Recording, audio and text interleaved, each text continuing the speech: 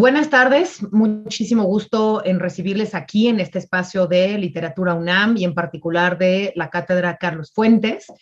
Sean todos y todas muy bienvenidos a este espacio. Hoy es un día importantísimo para nosotros porque se celebra una segunda edición que implica que hubo ya una primera edición y que fue exitosa y por tanto estamos en una segunda edición del Diplomado en línea Actualización en Literatura Hispanoamericana, siglo XXI, nuevas perspectivas temáticas y críticas de la narrativa reciente. Es decir, este diplomado busca hacer lo que en gran medida no puede hacerse en las aulas, digamos, en las currículas de las licenciaturas normalmente de la UNAM, porque no revisa en los últimos 30 años de la literatura hispanoamericana. Discúlpenme, el perro no tiene horario de ladrar. Lo que queremos con esto es buscar una contribución a comprender mejor la literatura hispanoamericana reciente y ofrecer al público justo lo que dice el título del diplomado, una actualización específicamente sobre la narrativa escrita en los últimos 30 años. Eso quiere decir que a través de la literatura nos aproximamos no solo a trayectorias, obras o autores de literatura, sino a una realidad, que es la realidad hispanoamericana, que es la complejidad de una realidad hispanoamericana que ve a través de la literatura un canal de salida y nosotros un canal de entrada de ese modo. Así que bueno, para nosotros es un honor que nos sigan en esta inauguración de esta segunda edición del diplomado. Me da muchísimo gusto presentarles a Alejandra Saavedra, que es la titular de la Cátedra Carlos Fuentes.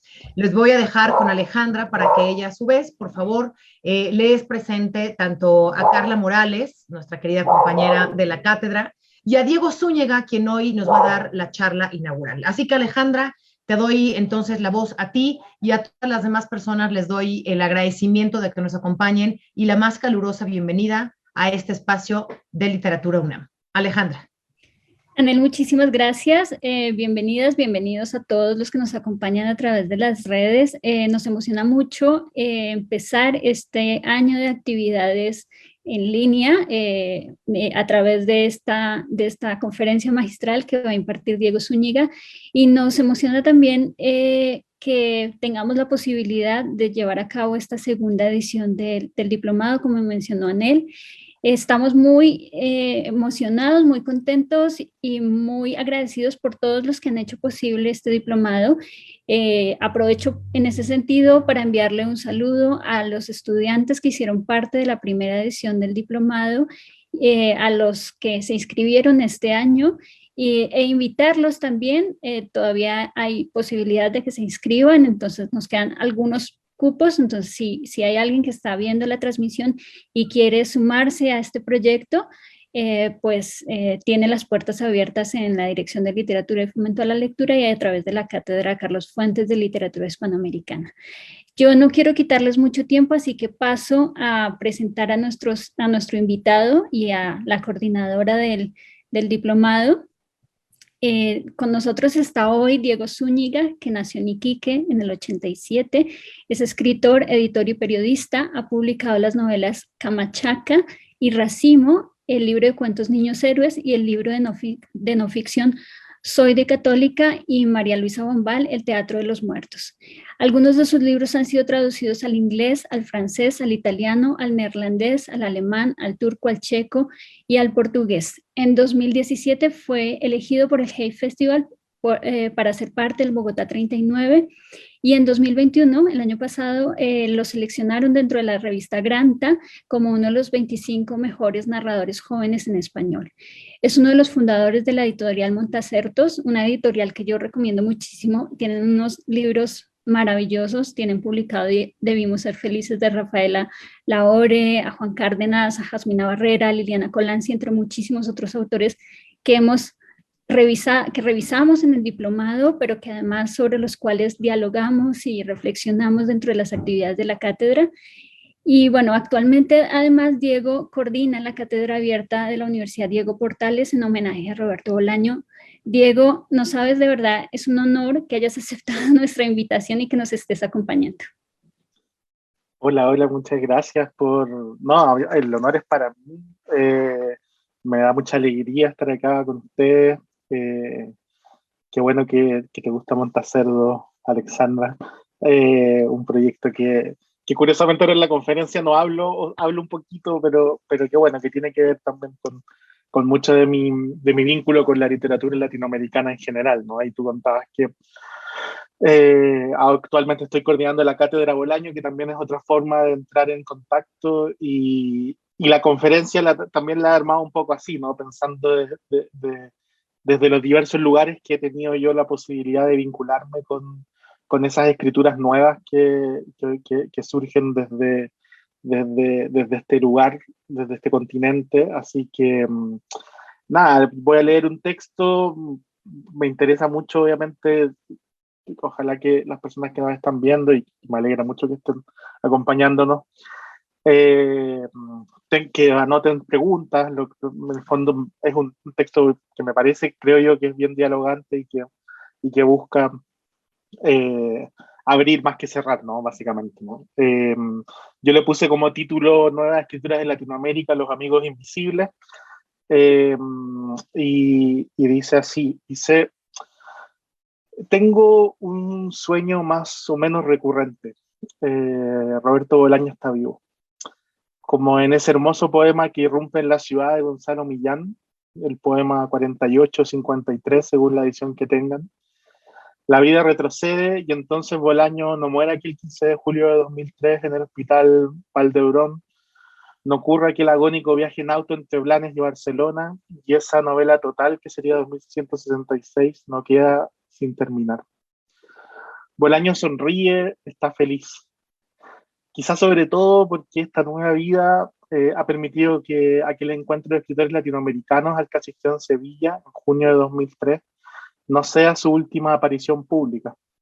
Y entonces por eso la alegría, la dicha de descubrir que los últimos jóvenes escritores latinoamericanos que se cruzarán en su vida no serán Volpi, Iwasaki, Mario Mendoza y Jorge Franco, por suerte.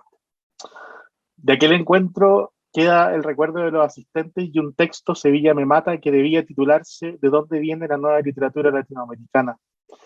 En esa breve intervención, Bolaño, con mucha lucidez, logra responder esa pregunta, una respuesta que nos sigue interpelando, aunque hayan pasado casi 20 años desde ese encuentro. Bolaño dice: la nueva literatura latinoamericana viene del miedo, viene del horrible y en cierta forma bastante comprensible miedo a trabajar en una oficina o vendiendo baratijas en el Paseo Ahumada. Viene del deseo de respetabilidad que solo encubre el miedo.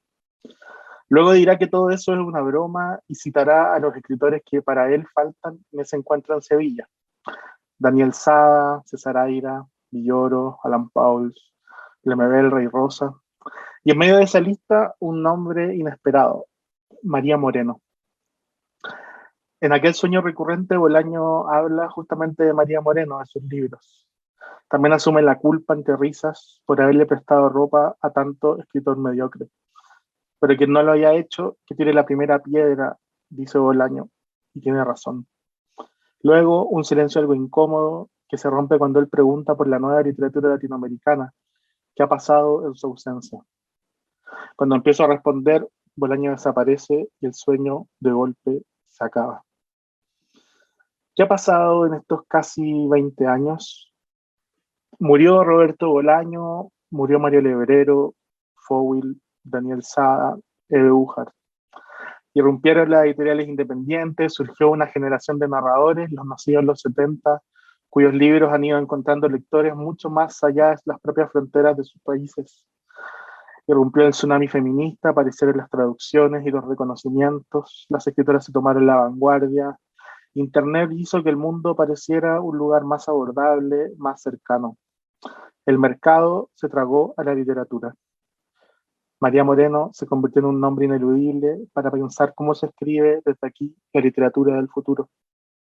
Y en medio de todo esto se publicó 1666 y la literatura latinoamericana aún no sabe muy bien qué hacer con esas más de 1000 páginas. Escribo desde un lugar en el que se entrecruzan una serie de caminos que muchas veces no se tocan. Escribo desde el periodismo cultural, pero también desde la trinchera de un proyecto autogestionado, independiente, editoriales independientes les dicen. Y desde la misma literatura escribo, claro, periodista, editor, escritor, gestor cultural. Me detengo en el cruce de aquellos caminos. Debo escribir sobre mis contemporáneos, dar algunas luces sobre la nueva literatura latinoamericana o hispanoamericana.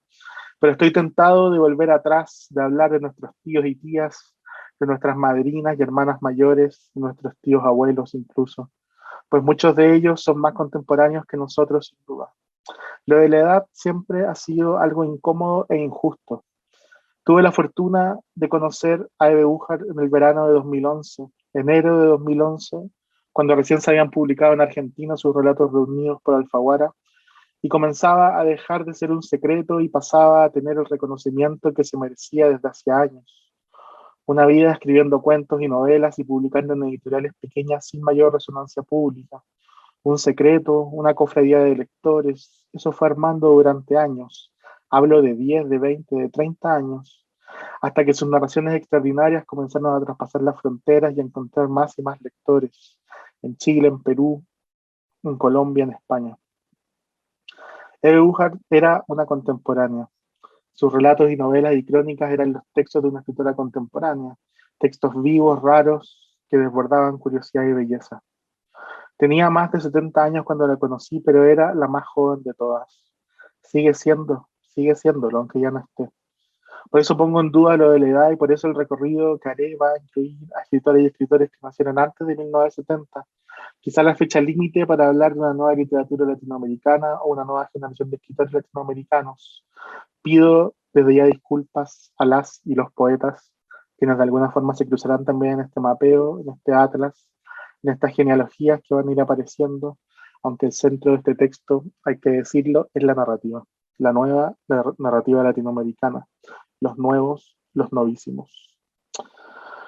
Desconfío del periodismo cultural y de los gestores y los festivales y encuentros y ferias que van armando sin y con querer listas, cánones y cartografías donde se van repitiendo nombres de autoras y autores que terminan por configurar el paisaje de lo que se conoce como narrativa latinoamericana o hispanoamericana. Desconfío porque los conozco, porque sé cómo se arma todo esto y he visto como muchas veces la literatura no tiene nada que decir en aquellos lugares, pero sí y mucho el mercado y los medios y cualquier cosa menos lo que debiera convocarnos siempre, que son los libros, las apuestas estéticas, los textos. Está bien, es parte del espectáculo, pero no bajemos la guardia los lectores nunca, no nos dejemos engañar. Lo importante es estar conscientes que el último fenómeno de la literatura latinoamericana, española, argentina o de la Guyana francesa siempre nos pille prevenidos. Leer con desconfianza, leer en contra, leer sin bajar la guardia. O lo contrario, leer de reojo, algo distraído, buscar en los márgenes de los textos aquello que nos dé goce. Pero siempre dudar porque muy pocas veces esos fenómenos realmente valen la pena. Y esto va para los lectores comunes y corrientes, pero también para los lectores profesionales, la academia, los periodistas, los editores, los coordinadores de festivales, etcétera, etcétera, etcétera. Que no nos pasen gato por liebre. Volvamos al sueño de Roberto Bolaño está vivo y pregunta qué ha pasado en estos años de su ausencia. Volvamos a aquellos años, a esa primera década del siglo XXI, a los libros latinoamericanos que traspasaban las fronteras de sus propios países, casi todos publicados por transnacionales, pues el mundo independiente recién comenzaba a tomar fuerza. Novelas de Jorge Volpi, de Gonzalo Garcés, de Mario Mendoza, de Javier Velasco. Recuerdo los suplementos culturales de la época, recuerdo esos retratos y esos libros. Mi primera educación literaria está marcada por la revista de libros del diario El Mercurio, que se publicaba todos los viernes y que yo compraba religiosamente en el kiosco de la esquina de mi colegio, temprano antes de entrar a clases. Guardaba la revista y botaba el resto del diario. Y cuando llegaba a mi casa en la tarde la leía. Era un suplemento de 10 páginas quizás, donde siempre había al menos 1 o 2 artículos valiosos, alguna entrevista, alguna columna, alguna crítica. Y aparecían estos nombres: Volpi, Garcés, Mendoza, Velasco, Andrés Neumann, etc. Pero también cubrían sobre todo a la generación misma de Bolaño, quien por ese entonces recién había muerto. Yo tenía 15 años y se me empezaban a hacer habituales los nombres de Rodrigo Rey Rosa, Horacio Castellanos Moya, Rodrigo Fresán, Daniel Sada, César Aira, Ricardo Piglia, Fernando Vallejo, Juan Villoro, Enrique Vilamatas. Sí, puros hombres, hay que decirlo. De hecho, en ese encuentro en Sevilla solo asistió una escritora y una que es deslumbrante, Cristina Rivera Garza. Eso ha cambiado mucho, Roberto, le dije en el sueño, y él asintió con la cabeza en silencio. Una respuesta curiosa si pensamos que según los amigos y la entrevista y los registros, casi nunca dejaba de rebatir una afirmación de ese tipo. Pero escuchaba, quería escuchar y yo hablaba. Hablaba de su generación, de los cuentos de Rey Rosa que me siguen pareciendo extraordinarios, del asco e insensatez de Castellanos Moya, de las novelas y cuentos de Fresán, de las crónicas de Villoro, de Porque parece mentira, la verdad nunca se sabe, de Daniel Sada, cuyo ejemplar estaba en la biblioteca de Biología y Medicina de mi universidad. Quién sabe por qué, ahí solo, sin que nadie lo hubiera sacado nunca. A veces quisiera escribir este texto desde un nosotros. Sé que fuimos varios los escritores y escritoras, y lectores sobre todo, cuya juventud estuvo marcada por la aparición de los libros de Bolaño, pero no me da para ser la voz de una generación.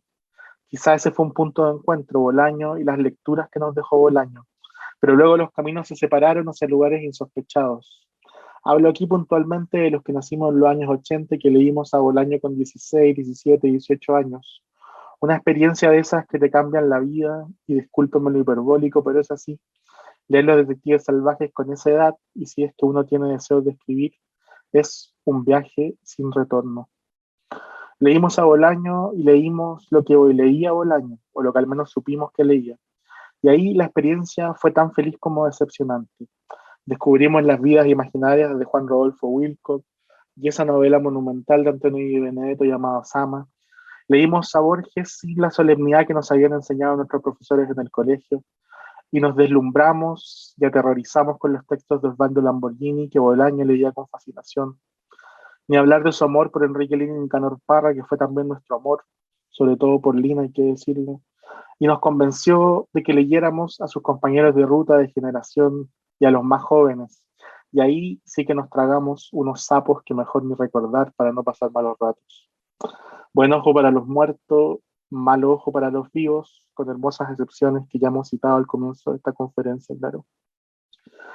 Quizá por momentos fue tanta la decepción que descubrimos que nada era infalible y buscamos otros referentes, otros lectores, y allí entonces los caminos se desviaron para siempre. Algo se quedó en mí, eso sí, de ese Bolaño lector, la fascinación por la literatura argentina, un paisaje lleno de lugares inesperados donde he sido profundamente feliz. Pero estaba hablando de Bolaño y las lecturas porque estaba pensando en el fondo cómo se han armado nuestras bibliotecas, las bibliotecas de los escritores que nacieron en los 70 y los que nacimos en los 80. Bibliotecas llenas de autores del boom latinoamericano, sin duda, pero también de otros autores más secretos que en estos años, gracias al trabajo de las editoriales independientes que los han reeditado, se convirtieron en referencias ineludibles. Julio Ramón Ribeiro, Felisberto Hernández, Josefina Vicens, Jesús Gardea, Juan José Saer, Elena Garro, Severo Sarduy, Alejandro Rossi, Juan Emar, Sara Gallardo, Juan José Morosoli, Amparo Dávila, Héctor Libertela, Marta Brunet, Rodolfo Walsh, Luis Loaiza, Miguel Briante. Qué bueno, pero qué bueno es Miguel Briante. Por favor, léanlo. Sus cuentos sobre todo, pero también su novela King Kong y sus entrevistas y crónicas y sus cuentos. Piglia lo editó en esa colección maravillosa que dirigía en el Fondo de Cultura Económica, la serie del recién venido. No hay libro malo ahí, y los prólogos de Piglia, de una página y media, son siempre extraordinarios. No creo que se puedan entender los proyectos más atractivos de la literatura, de la actual literatura latinoamericana, sin pensar en esos autores. Muchos de ellos aún desconocidos, pero cuyas obras han impactado y resuenan sin duda en los proyectos literarios de mis contemporáneos que más admiro. Por supuesto que no estoy inventando nada aquí. El título de esta conferencia hace referencia a uno de los libros fundamentales de Héctor Liberté, La Nueva Escritura de Latinoamérica, Nueva Escritura de Latinoamérica, donde justamente analizaba nuestras literaturas después del boom y apostaba porque el futuro le pertenecería a los proyectos más radicales de nuestras narrativas. Lamborghini, Salvador Elizondo, Severo Sarduy, Manuel Puig, Reinaldo Arenas y Enrique Lin. Analizaba sus obras, decía que el futuro les iba a pertenecer a ellos. Libertela fue un lector extraordinario, pero de esos que nacen cada 100 años y todos, creo, son argentinos. Porque pienso en él y pienso en Tamara Kamensain y en Josefina Ludmer y en Ricardo Piglia y sé que el verbo leer en ellos es un acto de magia y de inteligencia como nadie puede describirlo. Entonces tomo prestado ese título de Libertela, consciente de mis limitaciones, claro, y de la imposibilidad de replicar su proyecto, de actualizarlo siquiera, pero lo planteo como un antecedente para aventurarme en un recorrido por mis contemporáneos y desde ya en el mismo título de mi conferencia le agrego un concepto que me interesa desarrollar y que es el de la amistad, o para ser más preciso, los amigos invisibles. Hay una cita de Libertela que podría servirnos para hablar de esto. Libertela escribe: ya sería hora de buscar lejos, en algún jardín de infantes, las raíces de nuestra educación sentimental, hasta el punto de dar con aquella sentencia que dice que en su origen, leer era amar de muchos modos. Leer, me parece, sigue siendo una forma, muchas formas de amar al otro, de comenzar una amistad, por ejemplo, que quizás acaba cuando acaba el libro, pero que también se puede extender a toda nuestra vida. Una conversación infinita que se va a entrecruzar con muchas otras conversaciones hasta construir un tejido inabarcable donde todo puede convivir sin mayores presentaciones, sin mayores nombres propios. Los pienso así a ellos, a mis contemporáneos, como un grupo de amigos que no se conocen, pero que si se conocieran, sin duda que serían entre ellos también amigos. Los amigos invisibles los llamo. Voy a hablar entonces desde la amistad. Y me parece importante aclararlo porque en estos tiempos de tanta deshonestidad intelectual es bueno decir desde dónde escribe uno, desde dónde habla uno. Creo de hecho que uno de los mayores problemas de la narrativa hispanoamericana actual es justamente esa, el no asumir el lugar desde donde se está narrando, pues asumirlo implica una serie de preguntas y conjeturas y complejidades e incomodidades que, sí, muchachos, hay que resolver en algún momento. Se nota sobre todo mucho en esas escrituras que vienen de un origen privilegiado, de una clase privilegiada, que se ponen a dictar cátedra sin asumir todas las contradicciones que implica el hecho que ellas, que ellos estén narrando lo que están narrando, la violencia, la pobreza, los eternos problemas del capitalismo tardío. Es cierto que desde que Bolaño leyó ese discurso en Sevilla algunas cosas han cambiado y el paisaje literario se ha vuelto más difuso, menos cuico, menos fresa, menos cheto, menos blanco. Venimos de la aristocracia y le vamos a decir lo que tienen que leer y cómo leer, nos decían.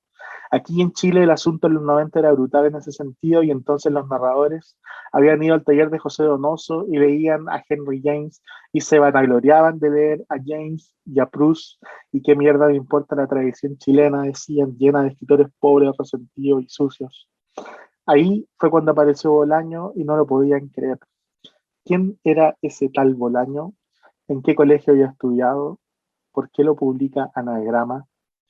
Y más encima Bolaño viene a Chile y al que busca entre todos es a Pedro Lemebel, el más talentoso sin duda, pero que nada tenía que ver con ellos, porque no escribía novelas, porque no había ido al taller de Donoso, porque no venía de la clase alta, sino que de abajo, pero muy abajo, lleno de rabia y de arrojo. Eso ha cambiado un poco, es cierto, ese paisaje social, los colores, los orígenes, pero no tanto tampoco, no seamos tan optimistas. Aunque ahora hay un poco de todo y eso por suerte también se empieza a traducir en los textos, en los ritmos, en la sintaxis y en los imaginarios. Supongo que uno de los motivos que me ha llevado a dictar esta conferencia también, digo que ha llevado a los amables organizadores a invitarme a estar aquí, es por haber sido parte de las últimas dos listas de narradores jóvenes que se han hecho en nuestro idioma, Bogotá 39 en 2017 y Granta en 2021. De estos dos encuentros, de estas dos listas, de estas dos antologías, podríamos hablar un buen rato. Podríamos hablar también de las fiestas y de la alegría en Cartagena de India con los Bogotá 39. Y de Granta por ahora no podría decir mucho porque casi no nos hemos reunido por la pandemia y la distancia, y etcétera, etcétera, etcétera. Pero quizás ustedes tengan preguntas sobre esas selecciones y lo podamos hablar al final de este encuentro cuando tomen ustedes la palabra. Pero nos sirve por ahora también para pensar en el panorama actual y volver al sueño con Bolaño y decirle que en su ausencia lo que ha ocurrido es que después de sus libros y de su éxito en Estados Unidos, el mundo ha vuelto a mirar en parte la literatura latinoamericana y han comenzado a traducirse cada vez más y más libros de autores jóvenes. El mercado los abraza y los celebra y los hace circular en grande, desvirtuando un poco las cosas y haciendo que los que vienen después, los más jóvenes, crean que eso es y siempre ha sido la literatura. Publicar un libro, que el libro se traduzca y se publique en muchos lugares y que todo ocurra rápido, de golpe, nada de pausas, ni de tiempos muertos, ni de fracasos.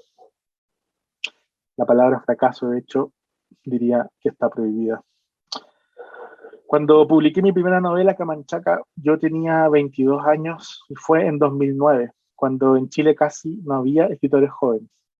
El último escritor joven había sido Alberto Fuguet, que cuando empezó efectivamente era joven, pero que a esa altura ya tenía más de 40 años y de joven no le quedaba mucho. Pero ese era el escenario cuando publiqué, el que cambió por suerte rápidamente, pues en los siguientes años se llenó de publicaciones de autores jóvenes. Y entonces pensé que éramos una generación o que íbamos a compartir recuerdos y contextos y búsquedas, pero lo cierto es que de eso no ocurrió mucho. Por lo que terminé encontrando afinidades con esos amigos invisibles que fueron apareciendo del extranjero y también con los mayores. Mi generación debería ser la de autores nacidos en los 80, fines de los 80 puntualmente, pero mis afinidades han estado siempre más bien con los que nacieron en los 70 aquí en Chile. Alejandra Costamaña, Alejandro Zambra, por citar algunos. Y ya luego irían apareciendo otros. Leí A los vecinos para salir de la isla, escribió el poeta Germán Carrasco en un poema hermoso, y es cierto. Leímos a los vecinos para salir de esta isla llamada Chile y ver qué había más allá de la cordillera, más allá de esa línea imposible que no termina nunca en el mar. Y entonces apareció Ebújar y sus cuentos entrañables y extrañísimos. Y los libros de María Moreno, la mejor de todas, lo dijimos al comienzo, lo volvemos a decir ahora, y se lo repito a Bolaño en el sueño una y otra vez. Nadie escribe como María Moreno, nadie lee como María Moreno, nadie tiene esa sintaxis plebeya que le ha permitido hacer una literatura única, urgente, descomunal. La política, la violencia, los feminismos, la calle, el alcoholismo, su vida, su biografía, y la vida de un país escrita en columnas y en libros y en textos inclasificables que podrían llamarse crónicas, pero que son siempre otra cosa. Blackout, Oración a tontas y a locas y tantos otros títulos. No sé si fueron amigas con Ebújar, tampoco sé si son amigas con María Sonia Christoph, pero comparten el talento y lo inclasificable de un trabajo que las ha llevado a replantear las formas y los límites de la no ficción. Habría que detenerse aquí en la no ficción y sumar los nombres de Carlos Manuel Álvarez, Jasmina Barrera, por ejemplo, que han indagado en ese terreno como ninguno de mis contemporáneos. Volvamos eso sí a Christoph, decía, porque Christoph además se aventura también en la novela y deja que las pequeñas locuras de la vida se filtren y se expandan hasta llegar a ser una respiración, una mirada. Ebújar nació en 1936, María Moreno en 1947 y María Sonia Christoph en 1965. Solo Eve nos dejó, pero Moreno y Christoph escriben y publican constantemente y son parte de lo mejor que le ha pasado a la literatura latinoamericana reciente. Nos podríamos quedar mucho rato en Argentina, celebrar los cuentos y narraciones de Federico Falco, que tiene una sabiduría narrativa que no la posee nadie más de sus contemporáneos. ¿Qué haces, Federico, cada vez que empiezas una historia? ¿Cómo lo haces para llevar al lector a un lugar que pareció existir desde siempre, mucho antes de que lo imaginaras? ¿Cómo se narra así, Federico? Y estamos llegando hacia el final. ¿Y las novelas del colombiano Juan Cárdenas? Ese zigzagueo constante por tradiciones y géneros y estéticas que le permiten rodear una y otra vez aquella imagen que se repite, la de un hombre volviendo a su país después de años, un país sin nombre que se parece bastante al infierno y del cual no puede huir.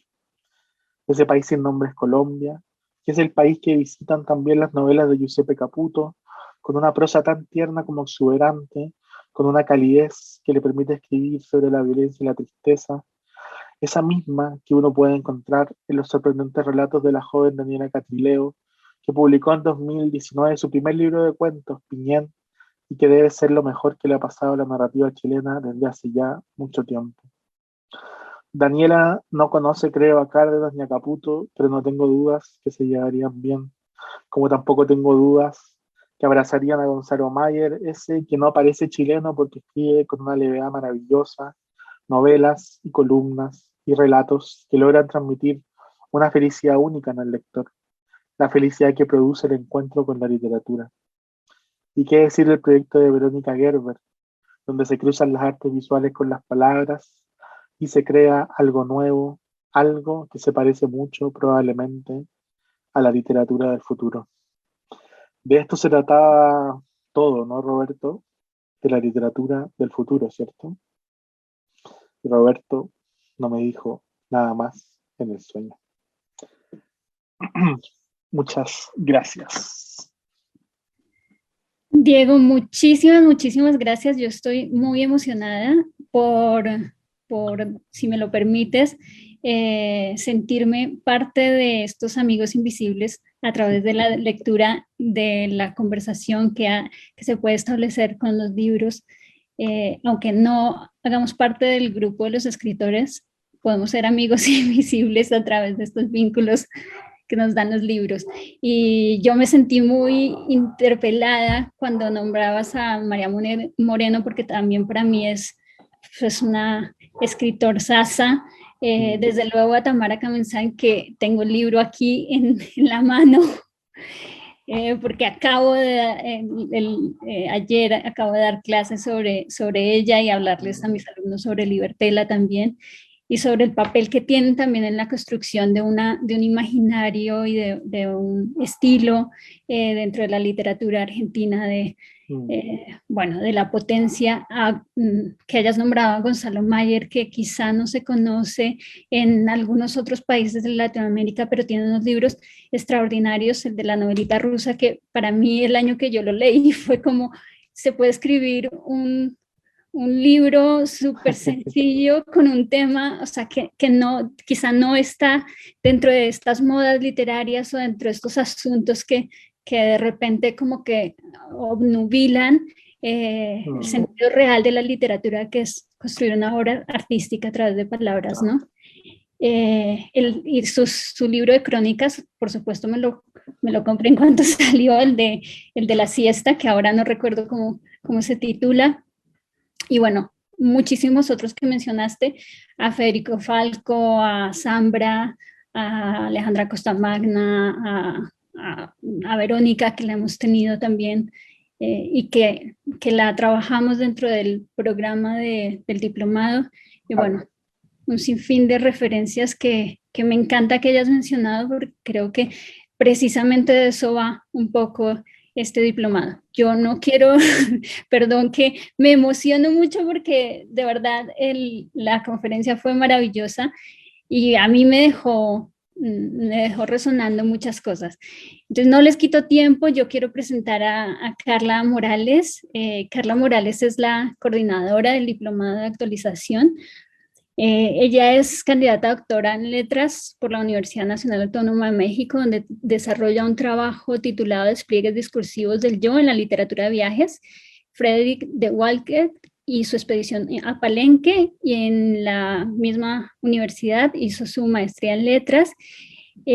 Su principal línea de investigación precisamente es la literatura de viajes, los viajeros en la literatura del siglo XIX, específicamente testimonios de viajeros extranjeros hacia el sur de México. Ha sido becaria de la Fundación para las Letras Mexicanas en el área de ensayo y del FONCA, el Fondo Nacional para la Cultura y las Artes, entre el 2014 y el 2015. Y bueno, es profesora investigadora y actualmente es nuestra productora de programación de la cátedra y la coordinadora de este diplomado. Carlita te va a ir haciendo las preguntas que te dejó el público a través de nuestras redes sociales. Y bueno, invito a los que nos están escuchando también a que si quieren seguir dejando alguna pregunta o algún comentario para Diego, nos lo hagan llegar y nosotros se lo transmitimos. Pues hola de nuevo, Diego, muchas gracias por esta gran conferencia. A mí también me encantó y Ay, creo que justo hiciste eh, digamos, un viaje experiencial sobre la literatura contemporánea que creo que a los nuevos alumnos y a los que también nos están escuchando, que formaron parte del primer diplomado, nos servirá mucho esta mirada del lector. Esta también se nota muchísimo tu experiencia de escritura, entonces además es un texto precioso. Ojalá en algún momento nos lo puedas pasar para poderlo leer, que sería buenísimo. Y bueno, pues nos han estado dejando, como dice Ale, algunas preguntas, te las voy a ir haciendo. Victoria Senties nos pregunta, ¿qué libro consideras que es el mejor de la literatura argentina? Es complicado Chuta, con eso el mejor. la pregunta difícil, ¿no? No me atrevería, no me atrevería a dar un nombre, pero sí, como contaba un poco en la conferencia, eh, es una literatura que para mí ha sido muy importante desde el lugar de que uno escribe, pero también sobre todo desde el que lee, ¿no? Es una literatura bueno, la literatura mexicana también tiene una tradición extraordinaria, la peruana también.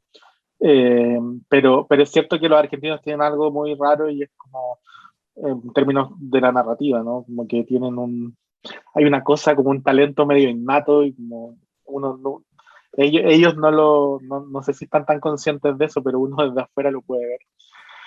Y si yo tuviera que recomendar un libro, o sea, por supuesto que yo creo que es medio inevitable pensar en Borges, obviamente, ¿no?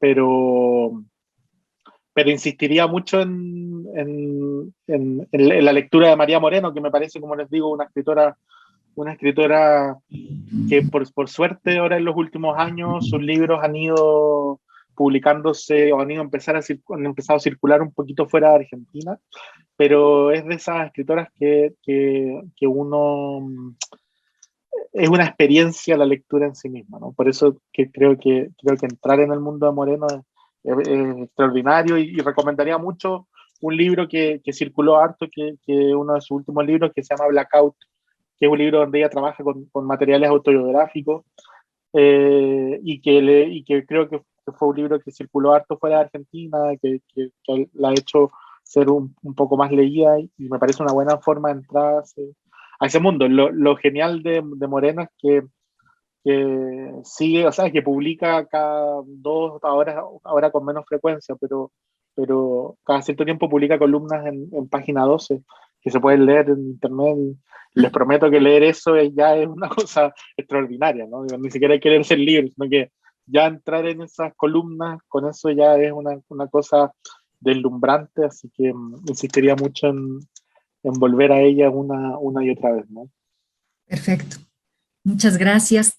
Pues tenemos una pregunta que creo que bueno, tengo que decirte que este diplomado está también diseñado para actualizar a profesores de preparatoria que quieran pues esa actualización para Claro. sus alumnos sobre todo. Entonces nos pregunta Álvaro Sánchez Ortiz, comentaste sobre tu experiencia leyendo Los Detectives Salvajes, siendo muy joven, que te cambió la vida. ¿Qué libro actual crees que podría brindarle una experiencia semejante a un adolescente? ¡Wow! ¿Qué pregunta? Oye, pero las preguntas son más difíciles que... Sí. Qué buena pregunta, un libro que... Y te lo voy a responder con algo, pero no lo sé, o sea, de los libros que se han publicado en los últimos años, me ha impresionado mucho lo que produce la última novela de Mariana Enríquez, Nuestra parte de noche. Claro, yo no sé si o sea, o quizás sí, quizás un chico una chica de 17 años lee la novela y probablemente alucine, ¿no? O sea, pero al menos yo he visto y es algo que me parece maravilloso porque admiro mucho la obra de Mariana, porque es una genia, y, y, me impacta mucho la recepción que ha tenido la novela, porque es una novela, por una parte, larga, como Los Detectives Salvajes en ese sentido, ¿no? O sea, pero me parece mucho más compleja que Los Detectives Salvajes, mucho más oscura también.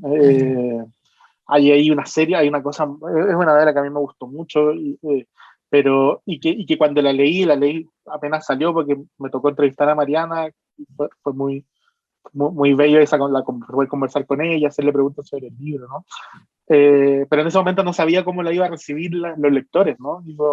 Y era una pregunta que se ha ido respondiendo con esa sensación como de, me parece que hace mucho tiempo un libro latinoamericano no producía en los lectores esa sensación como de, esa suerte como de fanatismo.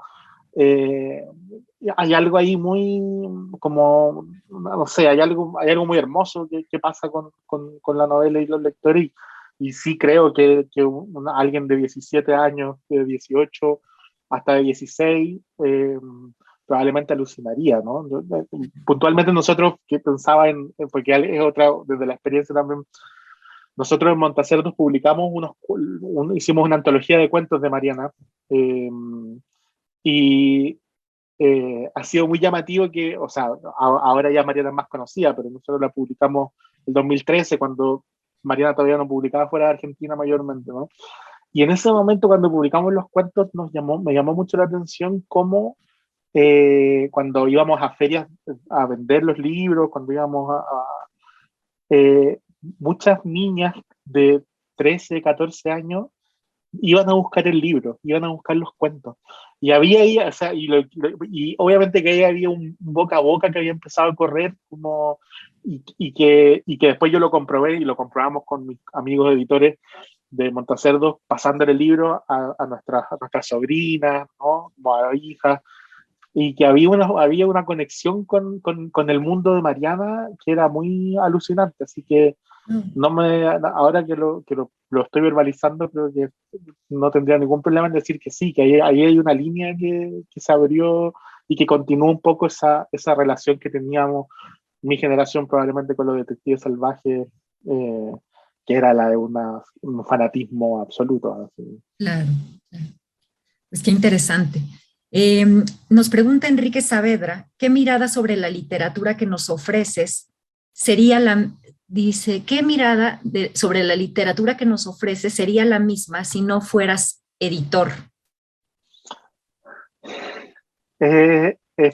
Bueno, ser editor, qué buena la pregunta, porque eh, ser editor a uno lo hace mirar los libros desde otro lugar. Digo, yo leo, o sea, trato yo de separar como tampoco, bueno, uno es solo, o sea, uno es muchas personas a la vez, pero igual uno es uno, ¿no? Entonces, me cuesta a veces desdoblarme y decir, o sea, sé que para explicarlo así, sé que cuando uno empieza a escribir, la manera de leer cambia, ¿ya? O sea, eso es inevitable. Uno cuando empieza a escribir, lee, porque yo siempre he leído, y el terreno de la lectura es un terreno para mí de mucho goce, de mucha felicidad, ¿ya? Pero claro, cuando uno empieza a escribir, uno lee y uno trata de ver cómo se hizo el libro, cómo lo hizo el escritor, ¿no? Y es muy divertido verlo en los contemporáneos también, ¿no? O sea, por poner el ejemplo de Mariana, ¿no? Cómo Mariana construye esos cuentos, ¿no? Digo, cómo trabaja el terror, ¿me entiendes? O sea, ese tipo de cosas uno desde el lugar del que escribe empieza a leer de otra manera. Y el lugar del editor también, obviamente, hace que uno empiece a leer incluso de otra forma, ¿no? Que tiene que ver también con analizar más el campo cultural, cómo se desarrollan los libros según los contextos. Y, y claro, creo que la mirada desde la edición hace que uno también, a ver cómo explicarlo, ¿no? Pero hace que uno vea el negocio. Claro. O sea, desde el lugar del que edita, es inevitable pensar en el mercado. Digo, ya sea que uno vaya a estar en contra o a favor del mercado, da lo mismo, pero el ser editor es ponerte unos lentes, por así decirlo, que lo que hacen sobre todo es mirar eso. O sea, mirar que los libros circulan por distintos motivos, muchas veces en ese entramado, y creo que yo lo he mencionado un poco en el texto, lo he mencionado un poco la pasada, ¿no? Pero en ese entramado de cosas, la literatura a veces tiene poco que decir, ¿no? O sea, y es lo y es lo que resaltaba un poco ahora pensando en María Moreno, ¿no? Y el caso de Mariana es muy bueno porque Mariana, o sea, pocas veces ocurre, me parece a mí, que se junta eh, calidad literaria con un éxito comercial, ¿ya? Como lo de Mariana es maravilloso y a mí me parece, o sea, y es una alegría porque en el fondo uno dice que ganas que los textos que son realmente valiosos, que son arriesgados, que se juegan algo, que plantean búsquedas, ¿no? Como que ganas que esos textos sean los que lleguen a mayor cantidad de lectores. Y pocas veces ocurre. Entonces es maravilloso cuando pasa, ¿no? Como el caso de Mariana Enrique, yo no la mencionaba ahora, pero lo mismo me pasa con los cuentos de Samantha Schweblin, con el proyecto de Samantha. Me encanta que sean el proyecto de Alejandro Zambra también, que a propósito de los detectives salvajes, yo diría que el poeta chileno de Zambra también me pasa que ha empezado a generar como una cosita ahí con los lectores muy de cómplice, igual como el libro del año, ¿no? Pero cuando ocurren esos proyectos, que son proyectos que yo estéticamente me parecen valiosos, insisto, arriesgados y muy buenos, pocas veces el mercado les da un espacio, ¿no? Y cuando ocurre es maravilloso.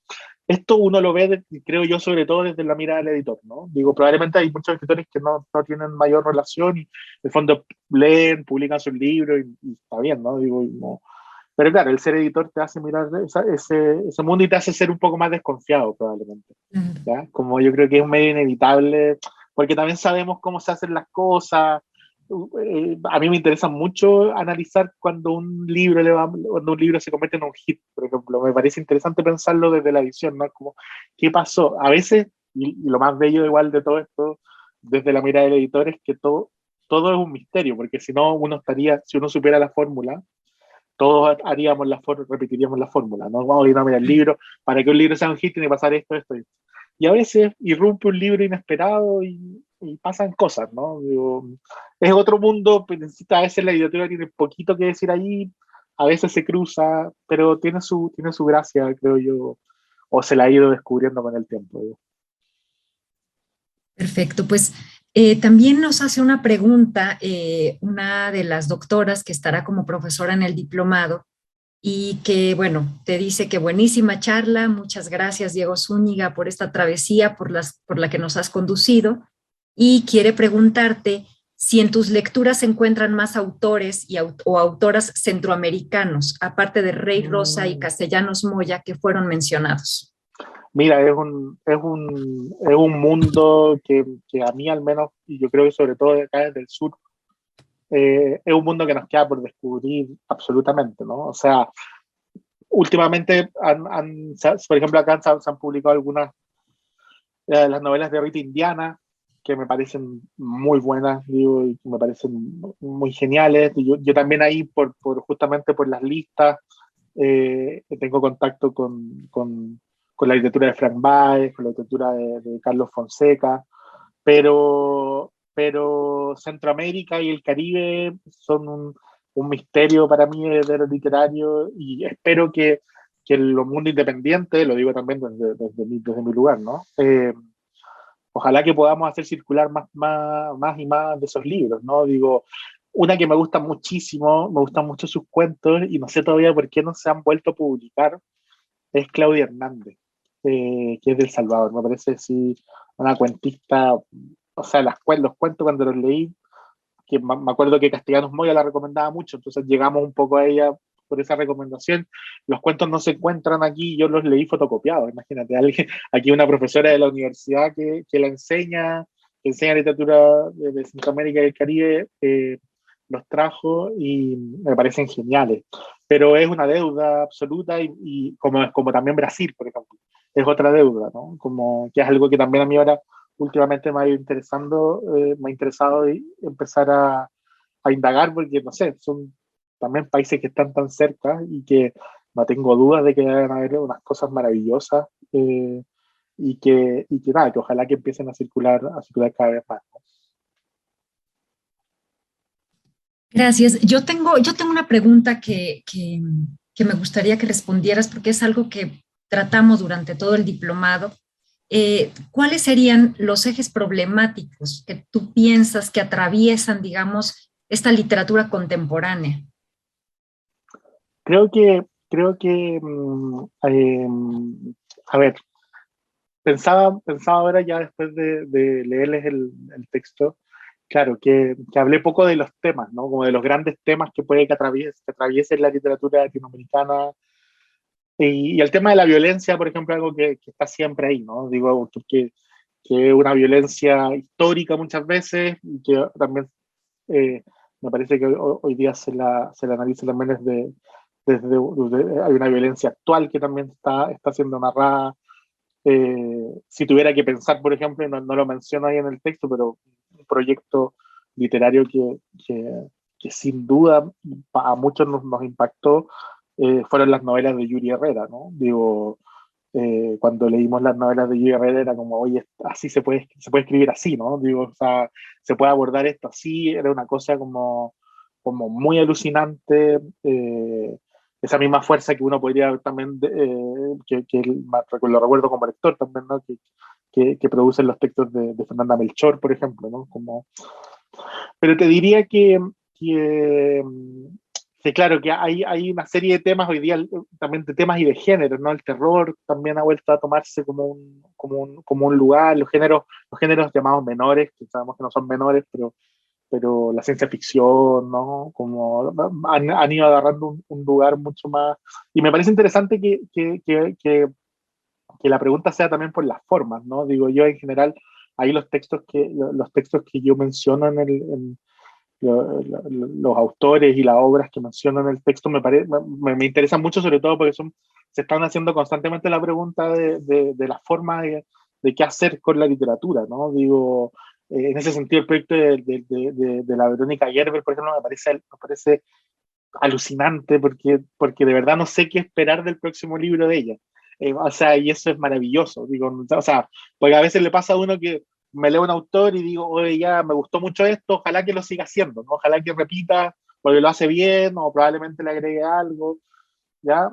Con Vero Gerber lo que me pasa es que de verdad no sé qué va a hacer, pero sí sé que quiero ansiosamente leer, ¿no? Digo, porque quiero saber qué pasa, ¿no? Y me interesa mucho porque lo que hace Verónica, lo que hace también, me parece en mucho sentido Juan Cárdenas en sus novelas también, son personas que tienen un vínculo muy estrecho con las artes visuales. Verónica es artista además, y me parece que hay una cosa muy interesante como de robar procedimientos de las artes visuales para trasladarlas a la literatura, y en ese traslado me parece que están pasando cosas.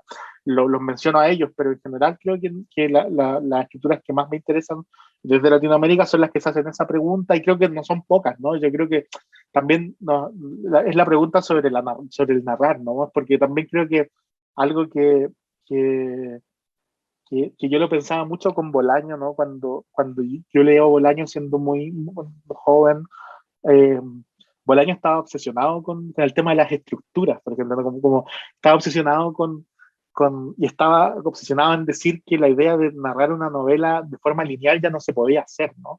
Y yo creo que muchos de los que lo leímos siendo jóvenes, ¿no? Esa idea se nos quedó muy pegada en la cabeza, ¿no? O sea, yo mucho tiempo después me di cuenta cuando yo publico Camanchaca, que tiene una estructura fragmentaria, eh, mucho tiempo después me doy cuenta que esa idea del fragmentario, que he tenido que responder en un millón de entrevistas, y por supuesto que uno siempre inventa por qué se te ocurre algo, porque uno no sabe bien por qué, al final llegué a la conclusión que una de las respuestas posibles era que Bolaños lo tenía tan en la cabeza de pensar que no podía hacer una novela lineal, que algo había que hacer con la estructura, y a mí la respuesta a eso me surgió en decir, oye, apostemos por el fragmento, ¿no? Que tiene que ver con la poesía y todo, pero hay algo ahí con lo que, como te digo, con la sensación también como de que ya no se puede contar una historia eh, lineal. No es que no se pueda contar, pero qué aburrido, ¿no? Digo, además estamos tan bombardeados por las ficciones de la televisión, que también ahí hay una serie que también ha evolucionado en algunos aspectos, y que busca también otras formas de contar las historias eso igual se traspasa a los que están escribiendo y creo que hay algo ahí que puede ser interesante y que son los proyectos que, como te digo, más me interesan, ¿no? Pero que también son proyectos raros que de pronto, pensando, y aquí ya voy a terminar la respuesta para no alargarme más, ¿no? Pero, por ejemplo, el proyecto de Federico Falco es una cosa muy extraña, como los cuentos de Federico son extraordinarios, pero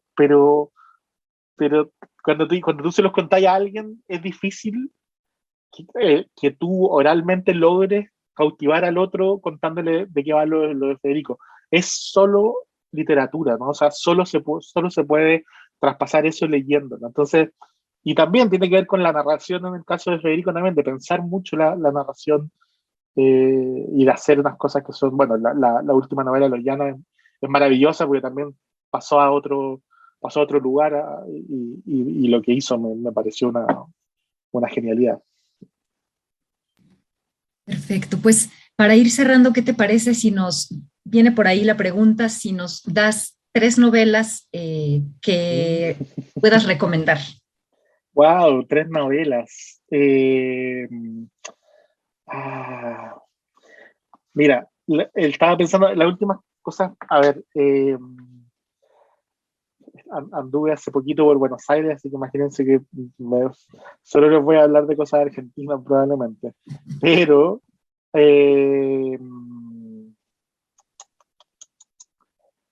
no es una novela, es un librito que transita por el ensayo sí, diría yo que es una suerte de ensayo y lo autobiográfico de una poeta argentina que se llama Laura Bittner. Ella es traductora y escribe un texto que se llama, escribe un librito que se llama Se vive y se traduce. Es maravilloso, lo publicó Entropía. Ella reflexiona sobre su oficio como traductora,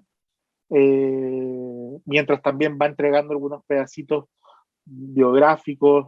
Hay un tema ahí con el padre, con una enfermedad, pero es un libro de esos que uno lee y que te obliga a estar con un lápiz porque dan ganas de subrayar todo lo que dice, porque es de una inteligencia mayor. Y nada, un libro así realmente extraordinario, extraordinario. Después que estoy mirando aquí estoy mirando la biblioteca a ver si pillo qué más. Ah, bueno, sí. Estoy mirando qué más puede ser. Eh, la última novela de Gonzalo Mayer, publicó recién una novela. Gonzalo Mayer es chileno, él generalmente publica en minúscula, y acá en Chile también publica en Random House. Acá publicó una novelita que se llama Piña, que es muy divertida, sobre un artista, a propósito de lo que estábamos hablando, un artista visual, que se le aparece el fantasma de un crítico. Eh, y nada, es muy divertida porque se ríe mucho como del mundo de las artes visuales contemporáneas, que es un mundo de muchas ideas, pero también muy pretencioso y muy absurdo muchas veces, ¿no? Creo que Gonzalo ahí, Alexandra hablaba antes de una novela rusa.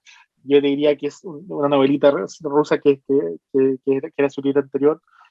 Otra novelita rusa, tiene mucho que ver con Piña y como que está construyendo pequeñas ficciones muy a la manera de las novelas de César Aira, ¿no? Que es alguien de quien hablamos poco, pero que obviamente tiene que sobrevolar mucho sobre lo que se hace hoy día en la narrativa latinoamericana actual. Y otro libro que voy a recomendar, que leí hace poco también, es el de Mauro Libertela, que es hijo de Héctor Libertela, que hablamos mucho ahí, que el proyecto de Mauro me parece extraordinario. No, lo menciono ahora y es uno de los nombres que se debiese haber estado en el texto de la conferencia, porque el proyecto de Mauro, que compartimos nosotros ahí, lista en Bogotá 39, Mauro está tiene un proyecto con lo autobiográfico muy, muy, muy curioso, y te diría que es, yo agradezco mucho las novelas de Mauro porque cuando quiero leer algo sobre mi generación me leo los libros de Mauro, ¿ya? Y sobre todo desde lo masculino, ¿no? Que él trabaja el tema de la masculinidad. Cuando pienso, oye, ojalá que alguien de mi generación escriba lo que significa la amistad, ¿ya? O no sé, cosas así. Están los libros de Mauro. Digo, ha ido construyendo de a poquito, en libro tras libro, ha ido abordando distintos temas, trabajando con lo autobiográfico, como te digo, me parece maravilloso. Tiene un último libro que salió recién en sexto piso. Me imagino que va a llegar ahora ya a México, pues primero se publicó ahora en Argentina y después y ahora está publicándose en España. Un futuro anterior se llama. Y en este, así como antes abordó la muerte de su padre en Mi libro enterrado, que es un libro hermoso, después abordó el tema de la amistad, el tema del primer amor también en otro de los libros. En este futuro anterior aborda una relación clandestina, por así decirlo, ¿no? Una relación de amantes, y que está muy, muy bueno. Digo, tiene una cosa, Mauro, además, de trabajar con un lenguaje muy como transparente, pero muy preciso y nada, se lo recomiendo mucho también. Una linda novela que leí hace poco. Pues, ¿qué te puedo decir, Diego? Muchísimas gracias por tu generosidad. Creo que este viaje maravilloso que nos diste por la literatura contemporánea, pues se queda ahí con nosotros. Y pues no tengo más que despedirnos de nuestra sesión en vivo y invitarlos de nuevo a que se inscriban. Tenemos unos pocos lugares. Ojalá el público que nos ve o que nos va a ver, pues desee estar en este diplomado. Y bueno, pues nos vemos entonces, cuídense y internamente nos vemos los alumnos por allá.